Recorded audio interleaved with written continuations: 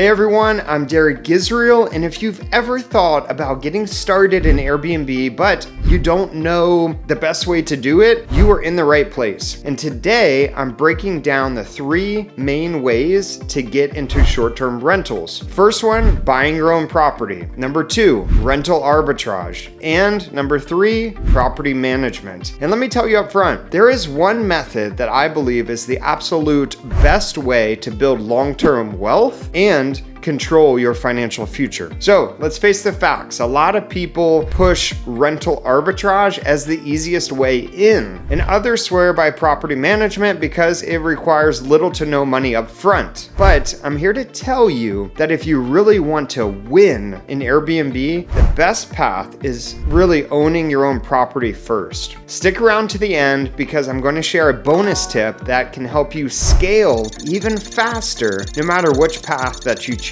Hit that like button, subscribe for more Airbnb strategies, and let me know in the comments how you are looking to get started. Let's dive right in. All right, let's start with my personal favorite, and that is ownership. This, in my opinion, is the most powerful way to build real wealth through Airbnb because you control the asset. You know, some may argue this point, but the appreciation is a gain and the cash flow. So when you own the home, no one can suddenly change the rules on you or take away your income stream like landlords can in a rental arbitrage, like where you're renting a property to sublease it. But here's the catch. As we know, buying a property takes money, and you need a down payment, closing costs, and enough reserves to furnish and operate the home. That being said, you don't need to be a millionaire to do this. There are multiple financing options available. Let's cover a few of them. There's conventional loans. So this is best if you have strong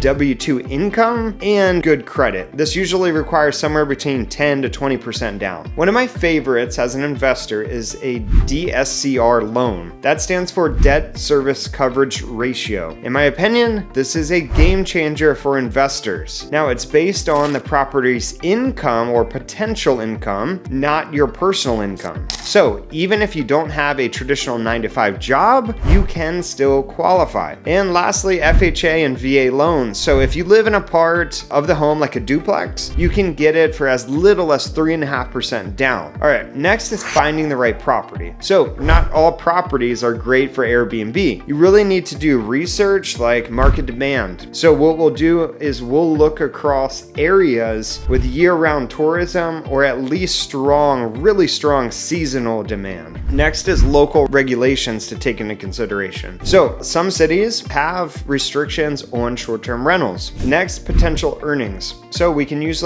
tools like AirDNA or MashVisor or DataRabu to estimate revenue. One of my favorites is Price Labs. And what we want to do next is set your Airbnb up for the maximum profit. So once you buy the home, congratulations, you need to now optimize it. So let's talk about furnishing and design. We are going to go beyond basic furniture. We want to create an experience with unique decor, high quality beds, and themed spaces that allow it to stand out in that marketplace. Next, we want to implement a pricing strategy. So we can use tools like dynamic pricing tools like Price Labs or Wheelhouse. And the last thing to really focus on and dial in is your guest experience strategy. So we want personalized welcome notes, a stock kitchen, and fast responses are going to lead to better reviews and more bookings. The biggest pro about this category of how to get in an ownership model is wealth building and control on wealth building. Long-term appreciation of the asset is one of the things that can make you wealthy. The biggest con, in my opinion, is it takes a lot more money up front. But if you can make it work, it is hands down the best option in the long run. And the way that we started is through ownership, and we developed all of our systems and processes where we're able to triple the income. Now, let's talk about the model that gets hyped up a lot, and that's rental arbitrage. Now, this is where you lease a property from a landlord, you furnish it, and sublease it on Airbnb for hopefully a profit. The biggest appeal here is fairly low startup costs compared to ownership. You don't need a mortgage or a down payment, just the first month's rent, a security deposit, and furniture. Sounds Sounds great, right? Well, let's dive a little bit deeper into it. So the process of rental arbitrage. First is finding a landlord who's actually open to Airbnb. Not all owners are going to allow this. So you're going to need to craft a pitch to them on why it benefits them. Next is negotiating favorable lease terms. So there's a lot of incentives out there, 2 months free, these type of things, but you want to secure a long-term lease with renewal options. I would say at least 2 years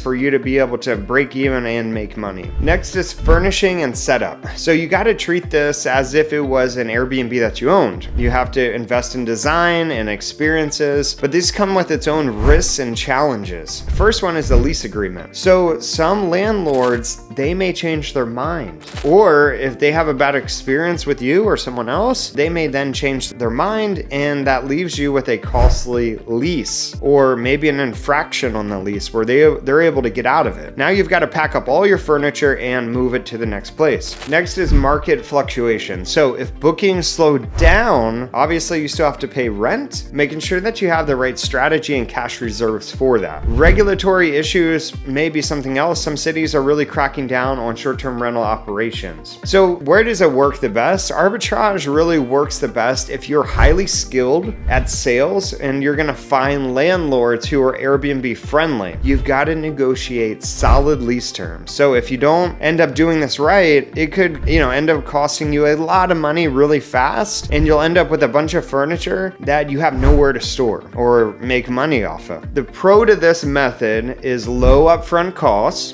fairly fast entry into Airbnb. The cons is much higher risk, in my opinion. You have no equity in the property and you have very limited control. You have someone almost standing over your business, and you're kind of at the mercy of them. It's a great way to get started, but I would not build my entire business on it. All right, number 3 is let's talk about property management. So property management, this is the method where you manage other people's Airbnb listings, for other homeowners, and you take a percentage of the revenue. This could range between 15 to 40%. The biggest advantage to management is you don't need much money at all to get started. So you're essentially providing a service, not investing in an asset. That means you could scale fairly quickly and manage multiple properties at once. So how would you get started into property management? Number 1, you've got to find property owners. So you could network with real estate investors, attend local meetups, and advertise your services. Next, you've got to set your management fee. How much are you going to charge? Most managers charge somewhere between 20 to 30% of the overall nightly rate or revenue. And one highly suggestible tip is to build systems for automation. So you can use tools like HostAway, Turno for cleaning schedules, and AutoHost to screen the guest. Here's the challenge of running a property management company like we do. If you don't do it properly, you may have high client turnover. Owners may switch managers or decide to self-manage. The second thing is it's responsibility without ownership. So you're responsible for guests' issues, but you don't really get the full financial benefits. You're getting a small percentage. Let's say 70 to 80% are going to the actual owner of the property. There's also scaling difficulty. So if you manage too many properties without the right systems, it will very quickly be overwhelming and your reviews will take a massive hit, which then will affect your reservations. Now, overall, it's a fantastic way to generate income, especially if you already have experience with Airbnb. But if you are looking to build real long-term wealth, it's not as powerful as ownership. The pros, little to no upfront costs, and it's a scalable business. The cons are you don't own anything and you have less control and you have potential issues with client turnover. So let's recap. Buying your own Airbnb, in my opinion, is the best for wealth and long-term success, but it requires money up front. Rental arbitrage is fast entry with low cost, but much higher risk, zero equity. Property management, no money required, little to no money. You still need to invest in systems, processes, and your people, but you don't own the asset and you're at the mercy of the owner. You still work for someone. Now, for that bonus tip that I promised, you can start with ownership. What I recommend is start with the ownership model if possible, and then use property management or arbitrage to generate cash flow to fund your first purchase. This way, you're building experience, you're making money, and you're preparing to step into the best wealth building strategy, owning your own Airbnb, which comes along with its own tax benefits, which I'm not going to get into today. That's a completely another video. One thing that I would caveat and say is you have to have your own systems and really a track record of success. You know, when you go to the management model, you're convincing other owners to possibly lend you for management the biggest financial purchase or investment that they potentially have ever made. So what sets you apart? How do you win? What's your review percentage? How much have you increased income? What's your story? And why should they trust you over someone that probably has a lot more experience? That's something that you'll have to narrate and figure out on your own. So if you found this video helpful, please make sure to subscribe for more Airbnb strategies. Drop a comment on which model you are leaning towards, and check out my other videos on optimizing your Airbnb for maximum profits. I will see you in the next video.